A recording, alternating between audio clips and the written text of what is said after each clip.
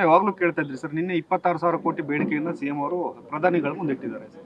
ನೋಡಿ, ಬೆಂಗಳೂರು ಬರೇ ಕರ್ನಾಟಕಕ್ಕಷ್ಟೇ ಅಲ್ಲ, ಇವತ್ತು ಇಡೀ ನಮ್ಮ ದೇಶಕ್ಕೆ ಒಂದು ಆರ್ಥಿಕ ಪ್ರಗತಿಯ ಒಂದು ಇಂಜಿನ್ ಆಗಿದೆ. ಇದು ಎಕನಾಮಿಕ್ ಗ್ರೋತ್ ಇಂಜಿನ್ ಆಗಿದೆ. ಆಮೇಲೆ ಕರ್ನಾಟಕದಲ್ಲಿ 40% GDP ಕಾಂಟ್ರಿಬ್ಯೂಷನ್ ಇವತ್ತು ಬೆಂಗಳೂರಿನಲ್ಲಿ ಬರುತ್ತೆ. ಹೆಚ್ಚಿನ ವಲಸಿಗರು ಇವತ್ತು ಇಲ್ಲಿ ಬರ್ತಾ ಇದ್ದಾರೆ. ಯಾಕೆ? ಇಲ್ಲಿ ಬಂಡವಾಳ ಬರ್ತಾ ಇದೆ, ಇಲ್ಲಿ ಉದ್ಯೋಗ ಸೃಷ್ಟಿ ಆಗ್ತಾ ಇದೆ. ಸೊ ಸಹಜವಾಗಿ ಇಷ್ಟೊಂದು ಜನರು ಇವತ್ತು ಬೆಂಗಳೂರಲ್ಲಿ ವಾಸ ಮಾಡಲಿಕ್ಕೆ ಇವತ್ತು ಉದ್ಯೋಗ ಅವಕಾಶವನ್ನು ಹುಡ್ಕೊಂಡು ಬಂದಾಗ ನಮಗೆ ಹೆಚ್ಚಿನ ಅನುದಾನ ಕೇಂದ್ರದಿಂದ ಬರಬೇಕಾಗ್ತದೆ.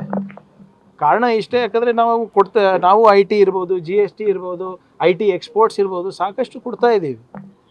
ಈಗ ಉದಾಹರಣೆಗೆ ನಮ್ಮದು IT ಎಕ್ಸ್ಪೋರ್ಟ್ಸು ಈ ಕಳೆದ ವರ್ಷ ಸುಮಾರು 6.5 ಲಕ್ಷ ಕೋಟಿ ರೂಪಾಯಿ. ₹1 ನಮ್ಗೆ ಬರ್ತಾ ಇಲ್ಲ. ಎಲ್ಲನೂ ನಮಗೆ ಕೊಡಬೇಕು ಅಂತ ಇಲ್ಲ, ನಮ್ಮ ಒಕ್ಕೂಟ ವ್ಯವಸ್ಥೆಯಲ್ಲಿ ಬೇರೆಯವ್ರ ಹತ್ರ ಹಂಚ್ಕೋತೀವಿ, ಇಲ್ಲ ನಾವು ಅದು ಬೇಡ ಅಂತ. ಆದರೆ ನಮಗೆ ಇನ್ನೂ ಹೆಚ್ಚು ಕೊಟ್ಟರೆ ಮಾಸ್ ಟ್ರಾನ್ಸಿಟ್ ಸಿಸ್ಟಮ್ ಇರ್ಬೋದು, ಮತ್ತು ಅರ್ಬನ್ ಹೌಸಿಂಗ್ ಇರ್ಬೋದು, ರಸ್ತೆಗಳಿರ್ಬೋದು, ಇವೆಲ್ಲನೂ ಕೂಡ ಸುಧಾರಣೆ ಮಾಡಲಿಕ್ಕೆ ಅವಕಾಶ ಸಿಗುತ್ತೆ. ಇದೆಲ್ಲ ಸುಧಾರಣೆ ಮಾಡಿದ್ರೆ ಬಂಡವಾಳನೂ ಹೆಚ್ಚುತ್ತೆ, ಉದ್ಯೋಗ ಅವಕಾಶನೂ ಹೆಚ್ಚುತ್ತೆ. ಸೊ ಅದನ್ನು ಆ ನಿಟ್ಟಿನಲ್ಲಿ ಇವತ್ತು ಮುಖ್ಯಮಂತ್ರಿಗಳು ಬೆಂಗಳೂರಿಗೆ ಹೆಚ್ಚು ಆದ್ಯತೆಯನ್ನು ಕೊಡಬೇಕು. ಯಾವ ರೀತಿ ಅವರು ಡೆಲ್ಲಿಗೆ ಕೊಡ್ತಾ ಇದ್ದಾರೆ, ಮುಂಬೈಗೆ ಕೊಡ್ತಾ ಇದ್ದಾರೆ, ಅಹಮದಾಬಾದಿಗೆ ಕೊಡ್ತಾ ಇದ್ದಾರೆ, ಆ ರೀತಿಯಲ್ಲಿ ನಮಗೂ ಕೊಡಬೇಕು ಅಂತ. ಈಗ ಎಕ್ಸಾಂಪಲ್ ಉದಾಹರಣೆಗೆ ನಿಮ್ಮ ಅಮರಾವತಿಗೆ 10,000 ಕೋಟಿ ರೂಪಾಯಿ ಕೊಟ್ಟಿಲ್ವಾ? ಅಲ್ಲಿ ಏನೂ ಇಲ್ಲ, ಮುಂದೆ ಬರಬಹುದು. ಆದರೆ ಇಲ್ಲಿ ಆಗಲೇ ಇದೆ ಅವಕಾಶ, ಈಗಳಿದೆ. ಸೊ ಇದನ್ನು ಹೆಚ್ಚಿಸಲಿಕ್ಕೆ ಸಹಾಯ ಮಾಡಿ ಅಂತ ಕೇಳಿಕೊಂಡಿದ್ದೀನಿ.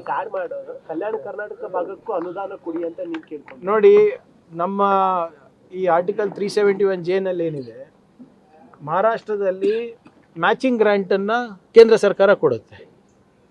ತೆಲಂಗಾಣನಲ್ಲಿ ಮತ್ತು ಆಂಧ್ರ ಪ್ರದೇಶದಲ್ಲಿ 371J ಉದ್ಯೋಗಕ್ಕೆ ಮತ್ತು ವಿದ್ಯಾಭ್ಯಾಸಕ್ಕೆ ಮೀಸಲಿದೆ.